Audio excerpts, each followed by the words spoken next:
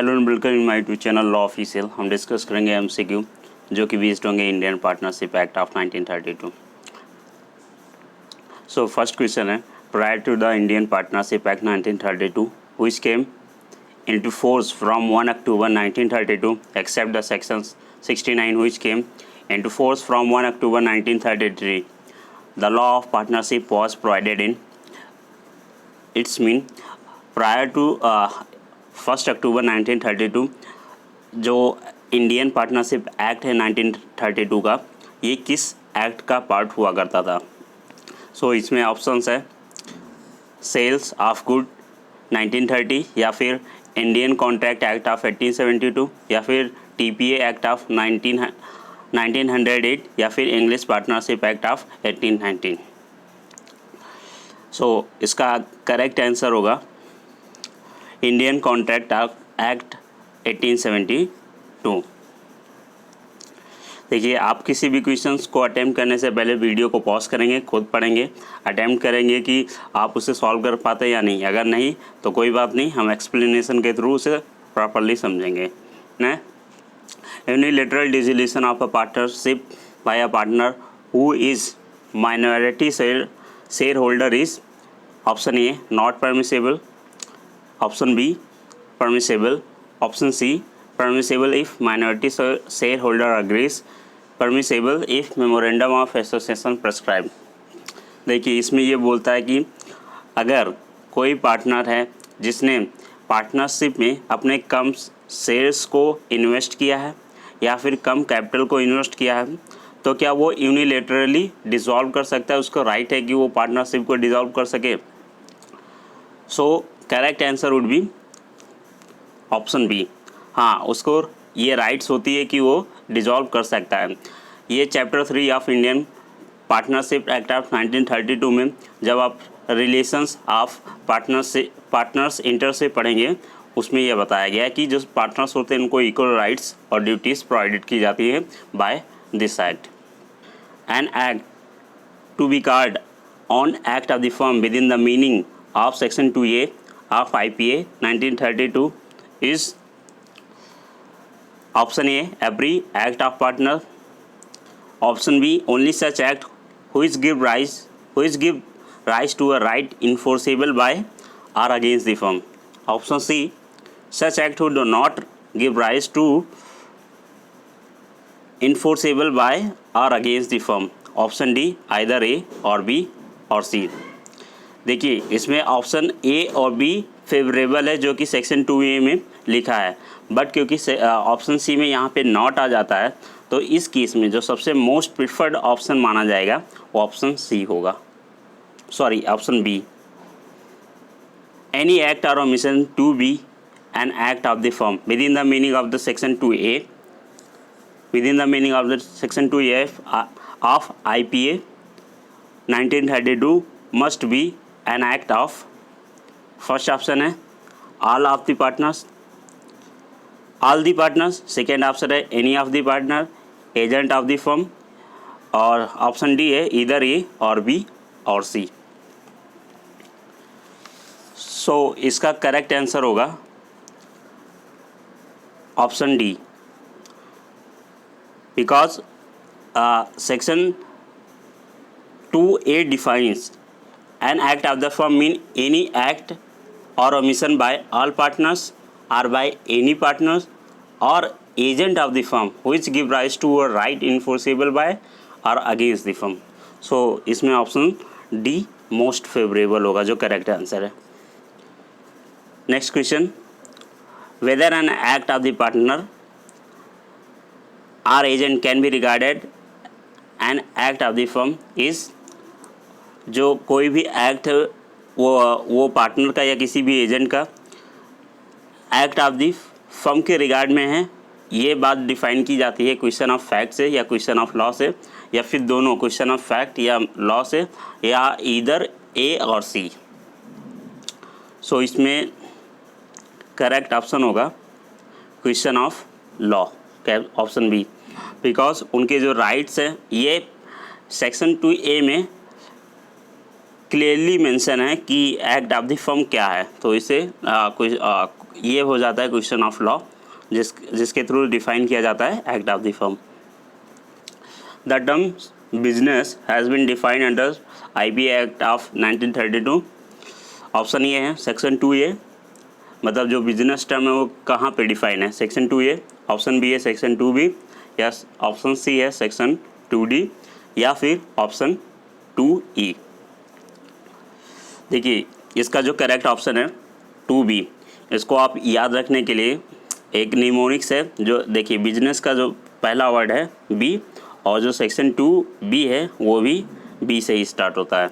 तो business includes every trade, occupation and profession. ये section 2B से ही रिलेटेड है। बोल रहा है कि under section 2B of IPA business includes every trade and occupation, जो कि सेक्शन 2 बताना है कि सेक्शन 2B में क्या डिफाइन है बिजनेस को किस तरीके से डिफाइन किया गया है। Every trade and occupation, option B है every occupation and profession, option C है every trade, occupation and profession, option D है every trade and profession. So इसका जो करेक्ट ऑप्शन होगा ऑप्शन सी होगा। इसको याद रखने के लिए बिजनेस को याद रखने के लिए आप याद कर सकते हैं TOP, trade, occupation and profession. The term partnership has been defined under section, जो टर्म पार्टनरशिप है वो किस सेक्शन में डिफाइन किया गया है। तो इसका जो ऑप्शंस है सेक्शन 3, सेक्शन 4, सेक्शन 5 या फिर सेक्शन 6। इसका जो करेक्ट ऑप्शन होगा वो है सेक्शन 4, क्योंकि सेक्शन 4A में डिफाइन किया गया है कि उसी में डिफिनेशन दी गई है पार्टनरशिप की, पार्टनर्स की, कौन होते हैं पार्टनर्स। फर्म की डिफिनेशन भी सेक्शन 4E में बताई गई है और फर्म्स नेम की भी डिफिनेशन सेक्शन 4 में बताई गई है। तो इसमें टोटल 4 डिफिनेशंस बताई गई हैं। Under section 4 of IPA partnership is, option A compulsory legal relation, option B है creation of choice and voluntarily agreement between concern parties, option C है रिलेशन अराइजिंग फ्रॉम स्टेटस, और ऑप्शन डी है either A और B और C। इसका जो correct answer है वो है ऑप्शन बी, क्योंकि जो पार्टनरशिप डीड होता है वो बेस्ड होता है कॉन्ट्रैक्ट के बेसिस पे। कॉन्ट्रैक्ट बिटवीन द पार्टीज़ होती है, वो भी वॉलंटरली एग्रीमेंट होता है। उसमें एग्रीमेंट के लिए कोई कंपल्सन नहीं होता है, कोई फोर्स नहीं यूज़ किया जाता है, कोई भी कोएर्सिव नेचर का फोर्स यूज़ नहीं होता है। अगर इन केस फोर्स के थ्रू ऐसे एग्रीमेंट को फॉर्म किया जाता है तो वो वाइडेबल होते हैं at the option of the other party. ये कॉन्ट्रैक्ट में भी बताया गया है। और कॉन्ट्रैक्ट कभी भी पार्टनरशिप एग्रीमेंट कभी भी रिलेशंस कभी भी स्टेटस पे बेस्ड नहीं होता है, ये बताया गया है सेक्शन 5 में। Partnership not created by status but from the contract. Which of the following enactment here stand for act, statutory act, insist for the written agreement of partnership। First option है Indian partnership act of 1932, Indian contract act of 1872, Indian registration act 1908, या neither A nor B nor C। थोड़ा technical हो सकता है ये question, but इसका जो correct option है वो है ऑप्शन डी, बिकॉज इंडिया में as such there is no provision for the registration of the firm, but in case of England वहाँ पे registration of the firm is compulsory, but India में as such registration of the firm is not compulsory. So ये parties पे depend करता है कि वो firm को रजिस्टर कराना चाहते हैं या नहीं कराना चाहते हैं। आप partnership can be general partnership, मतलब किसी जनरल पर्पज़ के लिए, पार्टिकुलर पार्टनरशिप या फिर किसी particular specific specific business carry out करने के लिए पार्टिकुलर पार्टनरशिप, या फिर ईदर ए और बी, या option D only A not B. The correct option would be either A और बी, क्योंकि दोनों पार्टनरशिप इंडियन पार्टनरशिप एक्ट में प्रोवाइडेड है। जनरल भी हो सकता है, पार्टिकुलर भी हो सकता है। Section 8 of IPA 1932 provide for a particular partnership, a general partnership, a partnership at will, या फिर ऑल दी अबव। इसका जो करेक्ट ऑप्शन है ऑप्शन ए, पार्टिकुलर पार्टनरशिप। किसी स्पेसिफिक बिजनेस को कैरी आउट करने के लिए यूज़ करते हैं पार्टिकुलर पार्टनरशिप, जो कि डिफाइन है section 8 of Indian partnership act. The relation of partnership arises from the contract and not from the status has been prescribe under section. किस सेक्शन में बताया गया है कि जो पार्टनरशिप अराइज होता है वो from the contract but not from the status. ये बात किस सेक्शन में बताई गई है? ये बात बताई गई है, इसके ऑप्शन है 4, 5, 6 या फिर 7। इसका जो करेक्ट ऑप्शन है वो है सेक्शन 5। उसमें बताया गया है the relations of partner arises from the contract not from the status. Section 7 of the act provide for partnership in undertaking, partnership, general partnership, या फिर पार्टनरशिप एट विल, या फिर ऑल दी अबव। मतलब section 7 किसकी बात करता है? Partnership at will, या जनरल पार्टनरशिप, या फिर पार्टनरशिप इन अंडरटेकिंग। इसका जो करेक्ट ऑप्शन है वो है C, partnership at will. Partnership at will मतलब होता है कि where no provision is made for the made by the contract between the partners for the duration of their partnership और for the determination of their partnership, the partnership is called partnership at will. मतलब a partnership firm is a distinct, option A, a distinct legal entity from its partner, या फिर not a distinct legal entity from its partner, option C, a juristic person, option D, either A और C। इसका जो correct answer होगा वो option B होगा। जो partnership है, पार्टनरशिप फर्म है, वो कोई डिस्टिंक्ट लीगल एंटिटी नहीं है फ्रॉम इट्स फर्म। मतलब उनकी कोई भी उनको जो फर्म है वो कोई जुरिस्टिक पर्सन नहीं है। जैसे कि कंपनी है वो आर्टिफिशियल पर्सन है, उसके खिलाफ केस को फाइल किया जा सकता है। For the purpose of the income tax a partnership firm, ये क्वेश्चन थोड़ा टेक्निकल हो सकता है। A partnership firm, first option है, can be assessed as an entity distinct and separate from its partners. Option B, can not be assessed as an entity separate and distinct from its partners, can be assessed as an entity distinct and separate from its partner only with the permission of the court. Option D, can be assessed as an distinct and separate from its partners only if all the partners agree for the same. So इसका जो correct option है वो है option A. Option A is the correct answer.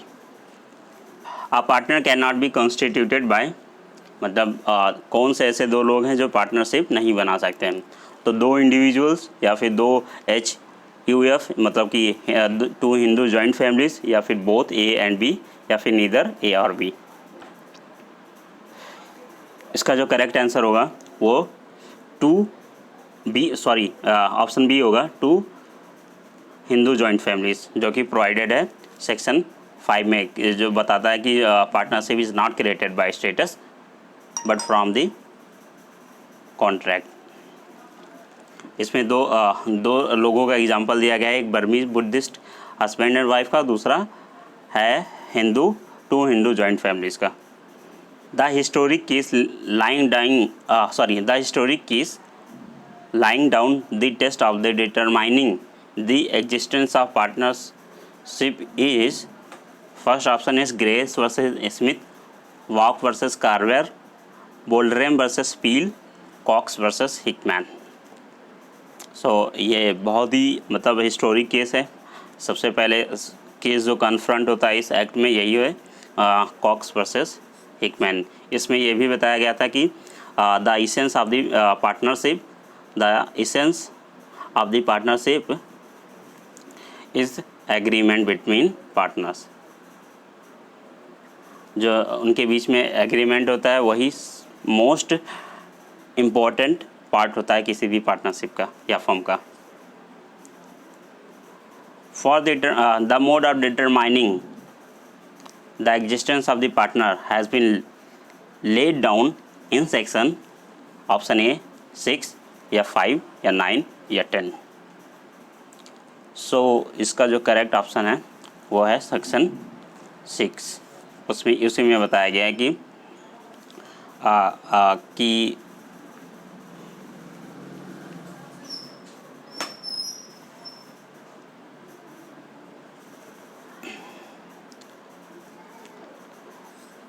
which of the following in itself is not sufficient to constitute a partnership?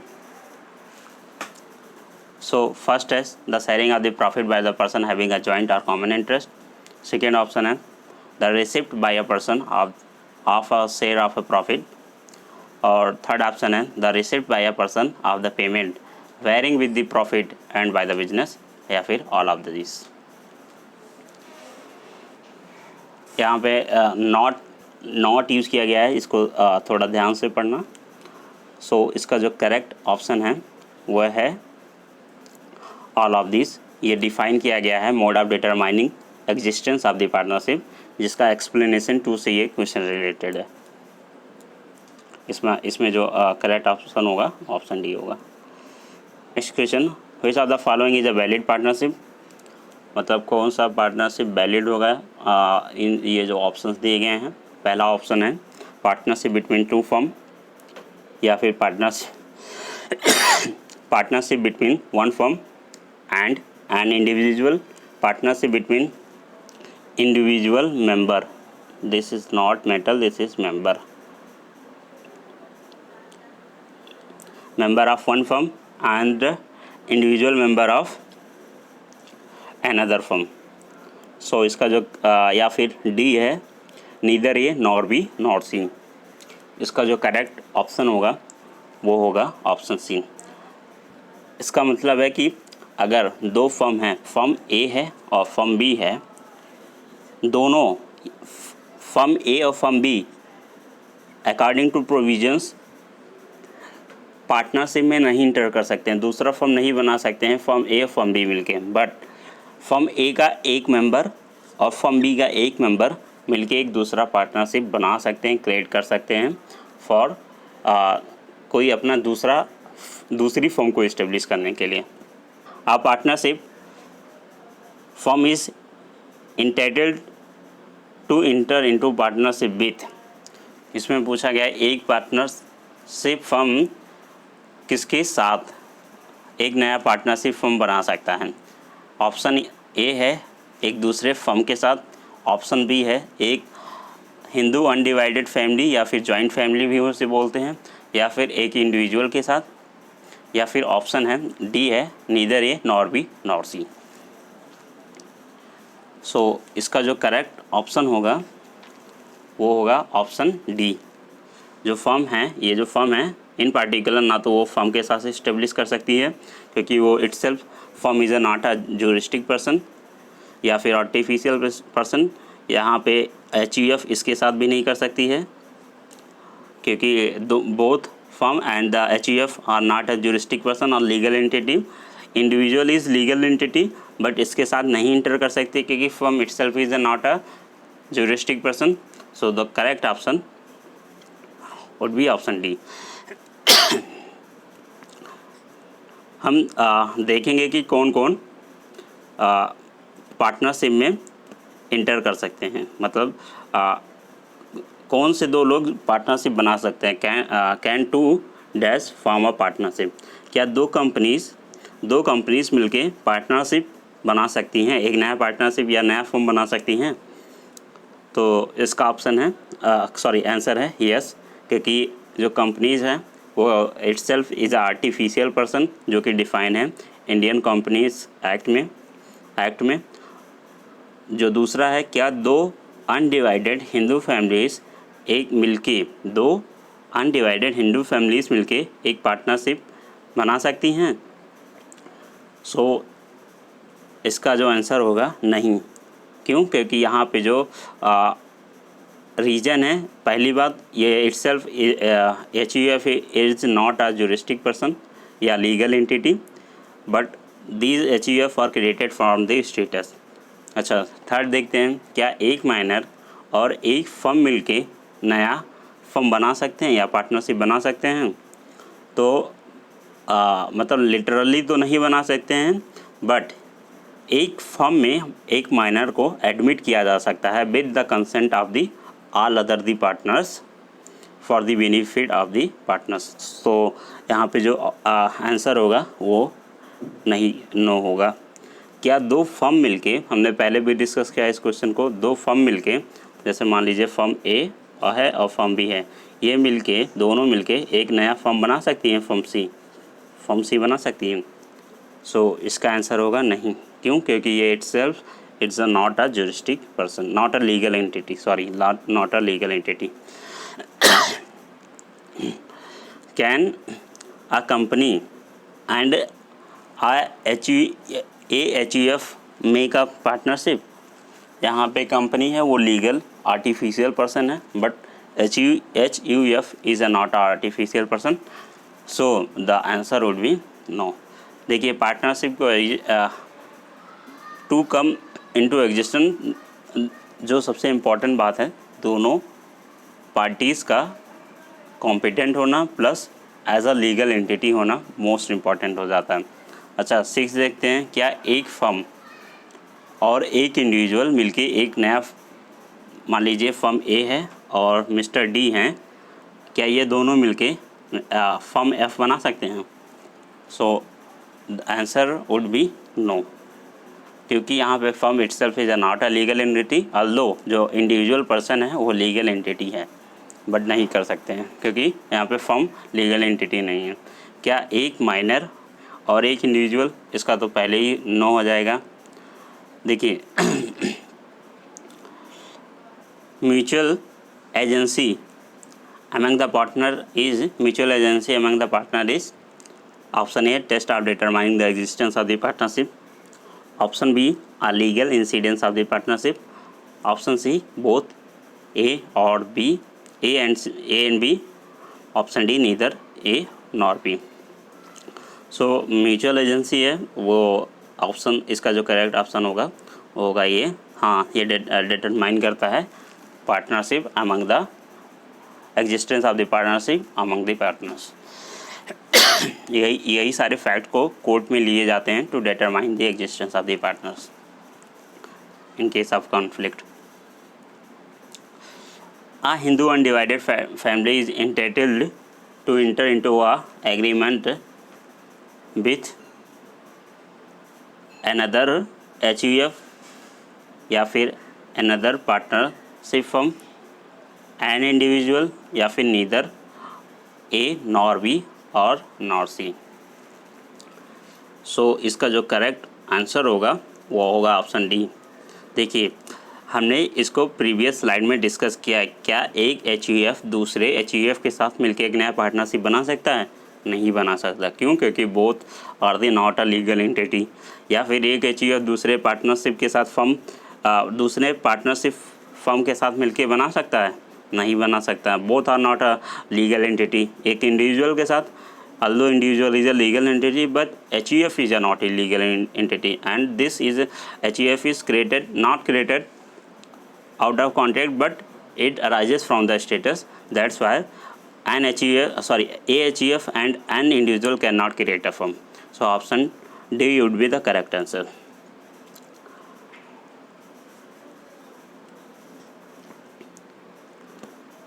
Next question, which of the following is a valid partnership?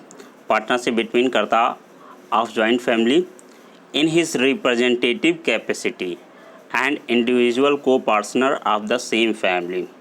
Option B, between two Hindu joint families mean 2 HUF, या फिर partnership between a Hindu joint family and the firm and a firm, या option D all the above. इसका जो correct answer होगा ये देखिए, ये तो नहीं हो सकता, ये भी नहीं हो सकता क्योंकि हमने लास्ट में डिस्कस किया है 2 स्लाइड्स में, ये भी नहीं हो सकता, but option A is would be the correct answer. क्यों? एक HUF में एक अनडिवाइडेड हिंदू फैमिली में उसका कर्ता प्लस उसके मेंबर से दोनों को पार्टनर में मेंबर ऑफ एन HUF मिल के वो एक नया पार्टनरशिप बना सकते हैं। बट यहाँ पे HUF नहीं लाइबल होगा फॉर द एनी वायलेशन और the breach of the agreement, बल्कि कर्ता और वो जो इंडिविजुअल को पार्टनर होगा वो लाइबल होंगे फॉर एनी डिफ़ॉल्ट और damage arising out of such partnership. Section 5 of the partnership does not apply to, मतलब किस पे नहीं अप्लाई होता है। जैसे सेक्शन 5 में बताया गया कि जो बर्मीज़ बुद्धिस्ट हैं या फिर HUF है, ये पार्टनरशिप पे अप्लाई नहीं होता है, इन पे पार्टनरशिप अप्लाई नहीं होता है। सेम केस उसी से रिलेटेड है ये सॉरी मुस्लिम फैमिली या फिर क्रिश्चियन ट्रेडिंग फैमिली या फिर Burmese Buddhist husband and wife carrying on the business, या फिर ऑल द अबव। सो इसका जो करेक्ट आंसर है वो होगा Muslim trading family. Next question 13, section 5 of ICA 1932 IPA 1932 does not apply to. Same question, Muslim trading family या फिर Christian trading family, both A and B, या फिर only A not B। So जो इसका correct option है वो होगा C, both A and B, दोनों पे नहीं अप्लाई होता है। The concept of partnership commensurate with, commensurate mean होता है बराबर, इक्विवेलेंट या प्रोपोर्शनेट, बराबर। सो मतलब इसमें से किसके वो इक्विवेलेंट है पार्टनरशिप, एक प्रिंसिपल और एक एजेंट के, को ओनर ऑफ द प्रॉपर्टी और joint owner of the property, या फिर ऑल दी अबव। देखिए को ओनर होते हैं, जैसे अगर आपकी कोई प्रॉपर्टी है और आपका कोई भाई है तो आपका जो भाई होगा वो को ओनर कहलाएगा। बट आपकी कोई प्रॉपर्टी है उसमें जो कोई आपका पड़ोसी है उसमें उसका उस प्रॉपर्टी में आपके पड़ोसी का भी इंटरेस्ट है तो हो जाएगा joint owner. So the concept of the partnership commensurate with, मतलब इन प्रोपोर्शनेट विथ। सो इसका जो ऑप्शन करेक्ट ऑप्शन होगा वो होगा ये प्रिंसिपल एंड एजेंट।